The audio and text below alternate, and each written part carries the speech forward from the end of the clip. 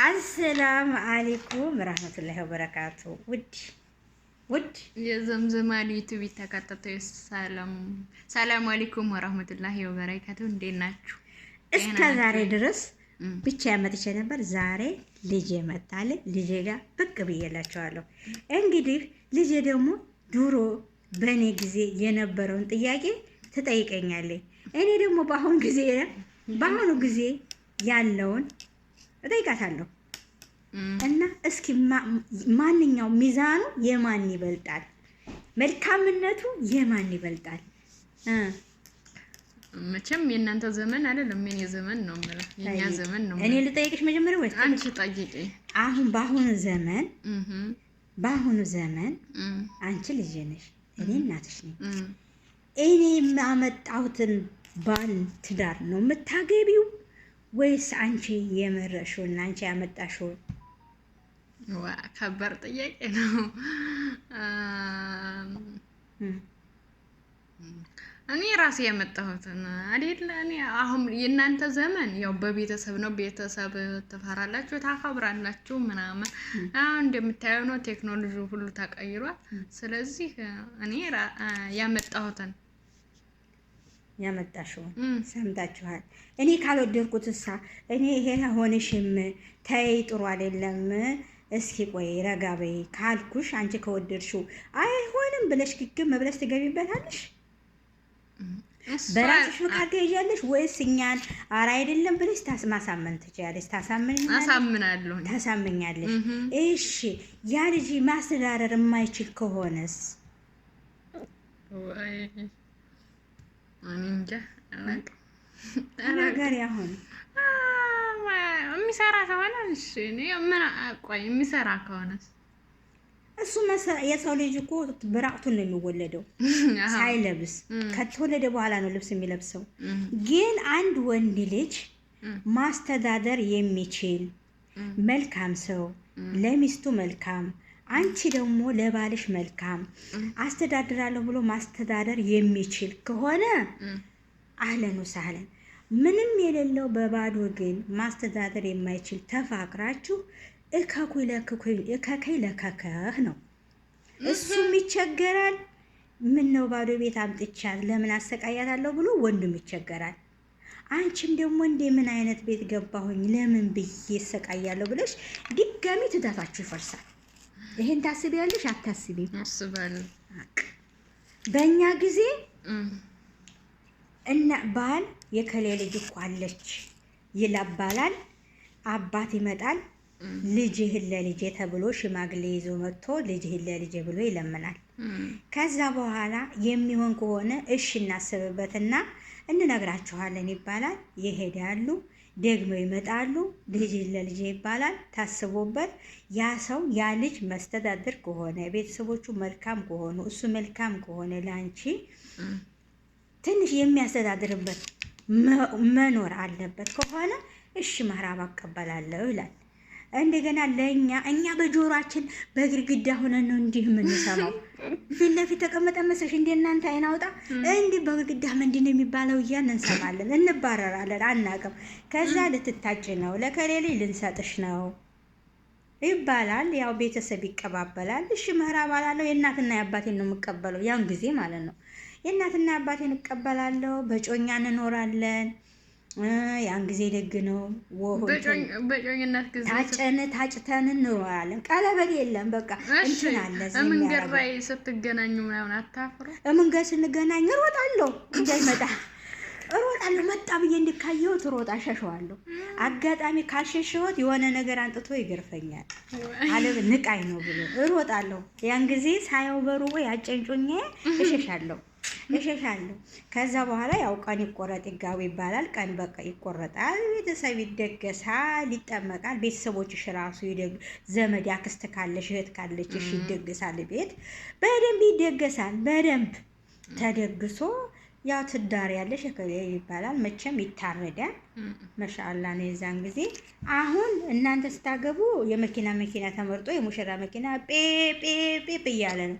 በእኛ ጊዜ ደግሞ እናቴ ሆያለ ይመጣል በፈረሱን እየገለባ ሀይዘራ ያሆ እያለ ይመጣልሻል። ኧረ ሙሽራው የወፍ የብር አበባ ይባል። የወፍ የብር አበባ ታውቂያለሽ? የወፍ የብር አበባ የወፍ የብር አበባ ሙሽር ስታገባ እየተባለ ጥፍር ቆረጣለ። ከተቆረጠ በኋላ ሆይ ያለ ሙሽራ ይመጣል። እናቴ ይገባል፣ ይበላል፣ ይጠጣል፣ ጓደኞቹ ጋር ይጨፍራል። እኔ ተሽኮርምሜ ቁጭ ብያለሁ። ደንግጬ ልቤ መቼም ይመታል። የዛን ጊዜ እንደ አሁን የእናንተ ልብ ይመታል? ትፈራላችሁ? ሙሽርነት ቤት ሆኖ ያዩት ናቸው። አራት ፈሮም እኛ ልባችን ይመታል። ሙሽራ ይመጣል። ምግብ አንበላ። የዛን ጊዜ ደግሞ ምግብ አንበላም። ምንድን ነው የሚበላው? ሳምንት ሙሉ ቂጣ፣ ደረቅ ቂጣ። ወላሂ ደረቅ ቂጣ ነው የሚበላው። ለምንድን ነው እንደዚህ ማለት? ደረቅ ቂጣ ነው የሚበላው። ያን ደረቅ ቂጣ ነው ሳምንት ሙሉ የምንቆረጥመው። ከዛ እናገባለን። አባቴ ያለው የሚችል ከሆነ እዛው ቤት ይሞሽረና 15 ሰው አድርጎ 20 ሰው 15 ሰው አድርጎ አባቴ አርዶ የሞሽረና ሙሽራችንን በልተን ደግሞ ሚዜዎቹ እንደገና 15 ቀን ልብስ አጠባ ይባላል፣ ይደገሳል፣ ልብስ ይታጠባል። በየቤቱ ደግሞ በሳምንት እንጠራለን። መልስ ያንን መልስ እንጠራለን፣ እንበላለን። እንዲሁ ያምሮብን ቅቤ ገበያ ሄዱና ሽምቧበ እያሉ ሆያሉ ይለምናሉ ብር። ያንን ይለምኑ ይሰጧቸዋል። ሙሽሮቹ ቅቤያቸውን እዝለጉ ተኩላቸውን ይኳላሉ። እዝጋም ሙሽራይቱ ማብራት ሄደ። ሙሽራይቱ አትሄድም። ሚዜዎቹ ሙሽራና ሙሽራው አይሄዱም፣ ሚዜዎቹ። ከዛ በኋላ ያንን ሸንኮራ አገዳ፣ ከረሜላ፣ ሙዙ፣ ብርቱካኑን ገዝተው ይመጣሉ ሚዜዎቹ ማለት ነው። ያንንም በደጉ ጊዜ በእኛ ጊዜ ያንን እንበላለን። መጨረሻ ላይ ያው እንበታተናለን፣ እንጠያየቃለን። ግን አረ በእኛ ጊዜ ብዙ ነው ታሪኩ። በእኛ ጊዜ ማለት ነው በጣም ደስ ይላል። ከዛ ልብስ አጠባ ተብሎ ልብስ ይታጠባል። ልብስ ተጓፎ የሄድና የቤተሰብ ልብስ ይታጠባል። ባህር ሄደው የዛን ቀን በዱዓ እንለያያለን። ሚዜ እንደገና በሳምንት መልስ ይጠላናል። ይሄን እንበላለን። ይሄ ወዛችን ናቴ እዚህ ቅቤው ጉተናው ላይ እዚህ ጉተና ይባላል። እዚህ ጉተናው ላይ እንዲህ ያበጥራታል፣ ታምራለች። እዚህ ጋር ቅቤው ቁጭ ይልለታል። አረ ምኑ ሀብቴም እነሱ ጋር ስትቀመጡ ቅቤ ምናምን ተቀብታችሁ እና ያን ጊዜ በጣም ደስ የሚል በእኛ ጊዜ ድሮ እውነቴን ነው የምላችሁ። እንደገና ደግሞ መብራት የለም፣ ኩራዝ ነው የምናበራ ኩራዝ ነው። መብራት የሚባል የለ፣ ቴሌቪዥን የሚባል የለ።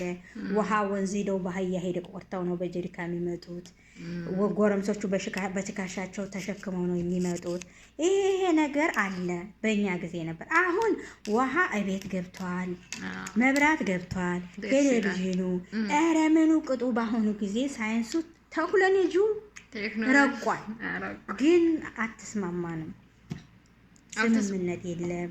እስበሱ መባላት፣ እስበሱ መባቃት፣ እስበሱ አንቺ ከታገኘ እኔ አልወደ፣ እኔ ታገኘ አንቺ አትወደ። እንደዚህ ሆኗል። አሁን አላህ ያዋደንና በእኛ ጊዜ በጣም መልካም ነበረ ልጄ።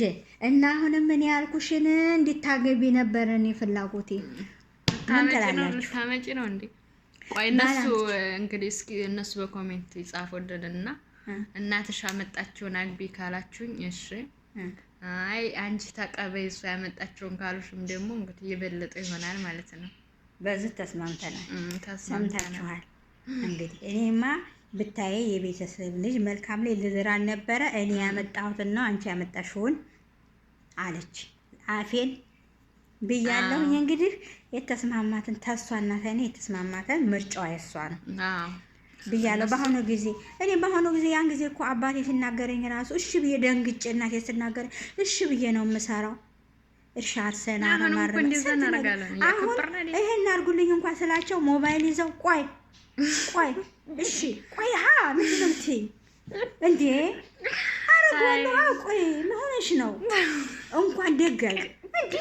ቆይ አረጋለሁ መሆንሽ ነው። ቀስ በይ እንጂ እናገራለሁ። ቀስ በይ ቆይ አረጋለሁ አረጋለሁ። ምን ችግር አለው? ቀስ በይ።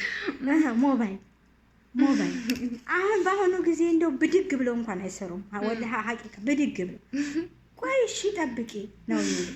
እኛ ግን ይሄን አድርጊ ካለን እሺ ብለን ቆፍረን አርመን አርሰን ውሃ ቀርተን በወገባችን አዝለን ወፍጮ የዛን ጊዜ የድንጋይ ወፍጮ አለ ይፈጫል። ፈጭተን ወፍጮ ሲሄድ ወፍጮ በድንጋይ እንደዚህ ድንጋይ ወፍጮ አለ አንተ ጉልበትም እኮ ያኔ ይሻላል ነበረ። ታኛ ያው ልጅ አላህ ያብጃችሁ።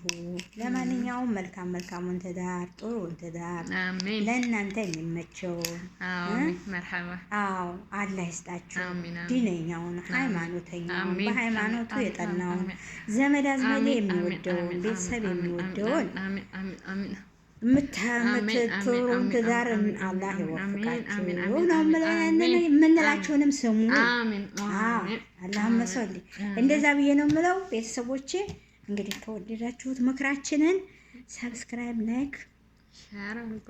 ዱጭ ሰብስክራይብ፣ ላይክ፣ ሼር ማድረጋችሁን አትርሱ። ሰላም አለይኩም። ስለነበረን ቆይታ እናመሰግናለን። እናትና ሰላም አለይኩም። ልጅ ባይ ባይ።